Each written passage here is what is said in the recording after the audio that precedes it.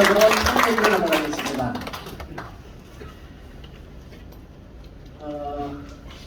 책은 일단 다 사셨습니까? 네. 혹시 안 산 분 손 들어주세요. 이게 책은 보는 게 중요한 게 아니고 사는 게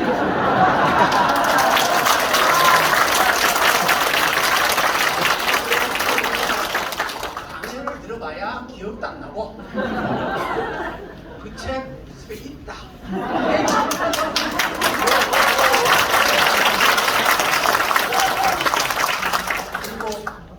혹시 책을 사서 누구에게 준 사람? 이분들이 일어나시죠. 이분들이야말로 박수가 됩니다.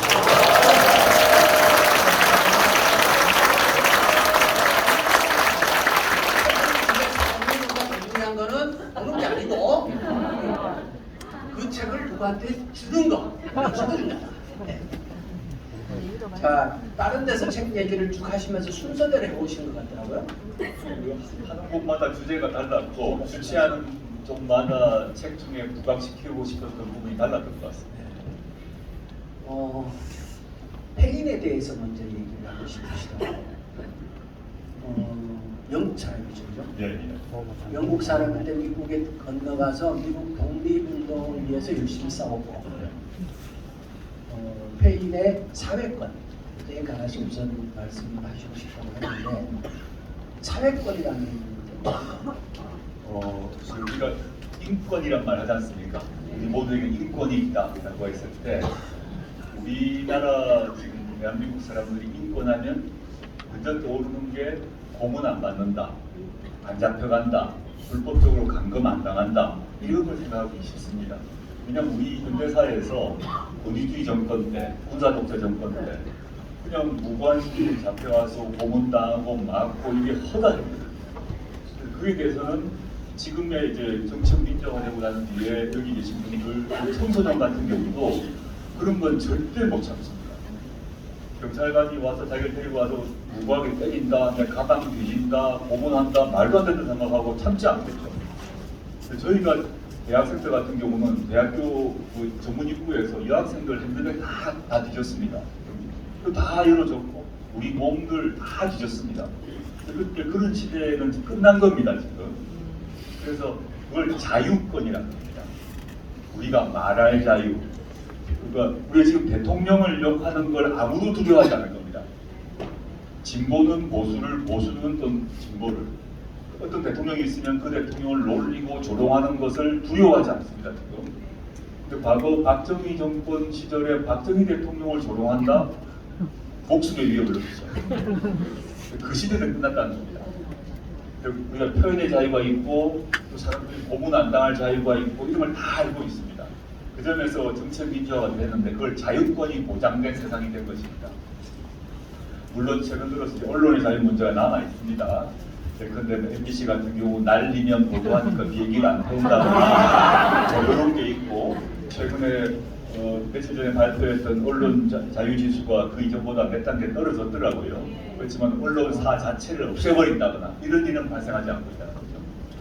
그런데 우리나라 국민들에게 매우 익숙하지 않은 인권이 뭐냐는 사회권입니다. 사회권. 그게 뭐냐 하면 근로시간 문제, 복지 문제, 임금 문제, 주택 문제, 일자리 문제 이런 문제는 현재 21세기 대한민국 시민들이 어떻게 생각하냐면 돈은 국가가 내한테 해주는 게 아니고 내가 돈을 많이 벌어서 내가 투잡 뛰어서 알바돼서 모아가지고 집 사고 뭐 복지 같은 경우는 애들 학비 되고 내가 해야 되는 거라고 생각하고 있습니다.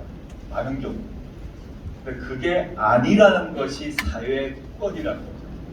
우리에게 사회적 권리가 있다는 거고 그게 케인이라는 사람이 이제 사실상 최초로 주장한 건데 지금 우리 집값 때문에 난리였지 않습니까? 지난 문재인 정부에서 부동산 문제로 막 시민들이 불만을 토했는데 다른 나라 같은 경우 싱가포르 같은 경우는 평생 집 안 사고 소유하지 않고 살거든요.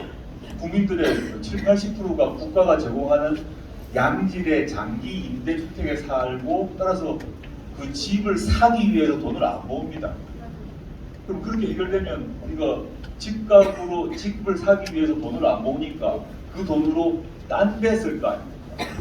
우리가 지금 세금을 내는데 여러분들이 월급에서 바로 세금을 내건 이 물을 살 때도 간접세가 나고 술 마실 때도 세금이 나갑니다. 그 세금이 어디에 지금 국고에 쌓일 거 아닙니까? 그 세금을 어디 쓸 것인가에 결정을 하는데 우리는 지금까지 그러면 우리가 결정할 게 아니고 요구할 게 아니고 나라님이 알아서 어디 하겠지라고 생각하는 거죠. 그래서 사회권이 발달되어 있는 나라들 같은 경우는 그거를 근데 대학생들 같은 경우 학자금 독일은 그 등록금이 거의 공짜입니다. 대학을 거의 공짜로 다닙니다. 우리는 지금 아니지 않습니까? 그런데 세금을 쓰는 거죠.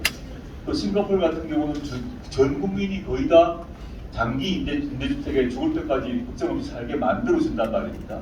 우리가 사야 됩니다. 즉, 그 세금을 어디에 쓸 것인가 관련해서 민생, 노동, 복지에 관해서 주권자 국민이 권리가 있다는 것이고 그걸 조금 어려운 말로 사회권이라고 부르는 것입니다.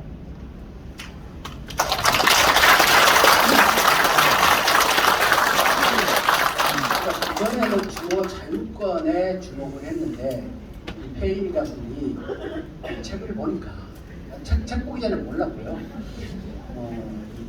민중의 고단한 삶을 주목하면서 그 경제적인 걸 국가가 어떻게 해결해 나갈 것인가 라는 얘기들을 쭉 했더라고요. 맞습니다. 그 당시에 사람이 이제 영국 출신으로 미국에 와서 미국 혁명을 주도했던 사람인데 당시에도 이제 미국 혁명, 영국 혁명하는 정치적 권력을 어떻게 바꿀 것인가, 전제군주를 파도하고 어떻게 우리가 선출직, 즉 대리주의를 확보할 것인가 이걸 고민이 있었는데 그거 외에 그 페인이 제시했던 여러 가지 개혁 사상 중에 사회 개혁 사상이 있는데 그 당시도 과부가 많았겠죠.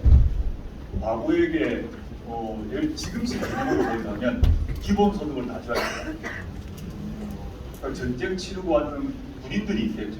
군인들 직업이 없을 수 있지 않습니까? 전쟁만 하다 왔으니까 이 사람들에도 기본소득을 줘야 된다거나 이런 식으로 물론 그 당시 기본소득이라는 단어는 안 썼습니다. 그러니까 지금으로 보면 국민들에게 특히 어려운 자들에게 사회경제적 약자들에게 기본소득을 제공해야 된다는 생각을 했던 것이죠. 놀라운 생각이었습니다. 그 당시에 14가지죠. 14가지 아주 구체적인 사회 대개혁에 관한 사항들을 열거를 해놨어요.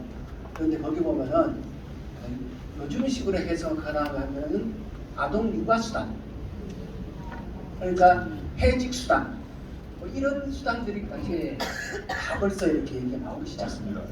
그래서 그것을 읽으면서 야 정말 뛰어난 앞서 나가는 철학자였다라는 생각을 했고요. 그런데 이 양반도 빨갱이 취급받았다면서요. 그렇죠. 뭐 이게 이제 그때나 지금이나 나라를 막론하고 사회권을 강조하면 사회권, 사회주의, 공산주의, 빨갱이 이게 갑자기 연결이 되면서 조선노동당을 가겠죠. 말도 안 되는 얘기인데 그 시점에도 그런 취급을 받았지만 후대에 이르러서는 사실은 케인의 그런 사회개혁 14개 개혁 사상이 전 세계로 다 확대되었고 우리나라도 사실 온 겁니다. 우리나라도 사회권 얘기를 주장한 사람이 과거에는 있었지만 지난 대선을 생각해 보게 되면 뭐 경제민주화, 보편적 복지, 기본소득 이런 게 다 페인의 사회권 사상이 우리나라에 온 것이고 모두 시작된 거죠 지금.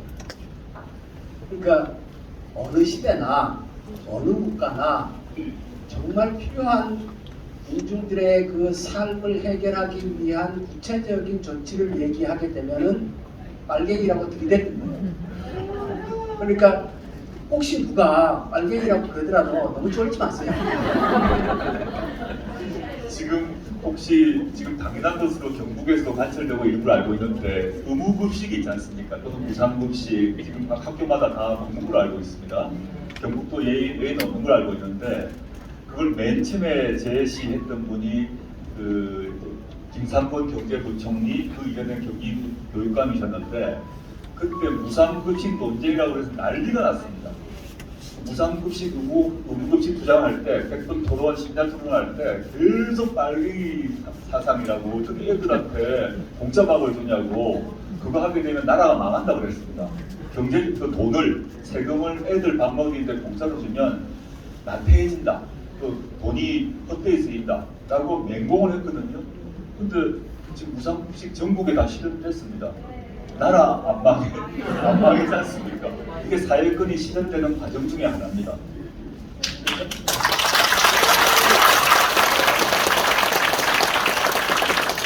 사회권 못지않게 사회권이 매우 중요한 것이고 그것이 확장되어 가고 있고 더 보편적으로 실시를 해야 되는 과정이다 이런 얘기인 거죠. 예, 그렇습니다.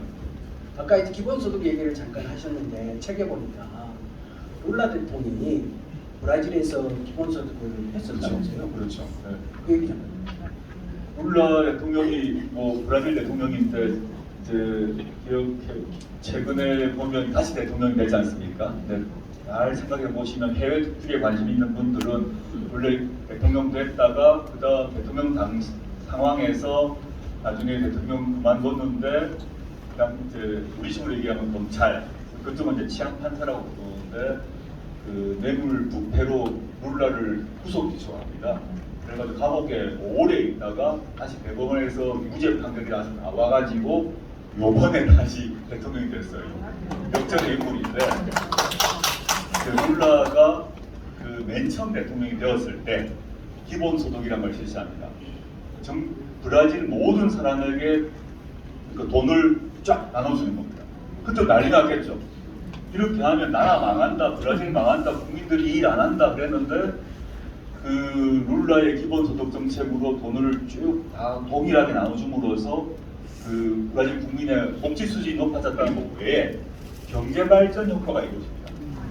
사람들이 이거 돈 주면 좋았겠죠. 그리고 뭐 복지가 좋아졌다는 것 외에 그걸 받고 그거를 쓸 거 아닙니까? 소비를 함으로써 내수가 살아나가지고 룰라 집권 시기에 경제 성장이 이루어집니다. 그래서 아주 놀라운 경험이었는데 에피소드로 하나 말씀드리자면 룰라가 이제 그 기본소득 정책을 하면서 똑같이 나눠주는데 가구별로 나눠주는 겁니다. 그런데 딱 조건이 있었습니다. 남편한테 주지 말고 아내한테 주는 겁니다.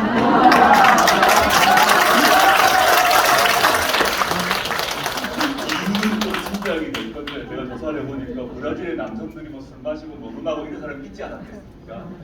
그래서 그 돈을 기본소득 계좌를 아내 주부로 가면 그 주부가 경제권을 쥐고 애 챙기고 남편한테 용돈 주고 뭐 이렇게 하도록 설계를 했습니다. 그래서 그 돈이 제대로 쓰이고 가정경제나 가정복지, 아동복지에 기여했을 뿐만 아니라 브라질 경제가 성장하는 중요한 계기가 됩니다. 그러니까 정책을 제대로 하는 사람들은 정책이 매우 섬세해요. 그 아까 그 설명하신 내용은 소득주도 성장을 풀어서 말씀하신 거죠. 그렇죠. 네. 그렇죠. 네. 역시 그 청와대 수석이었습니다.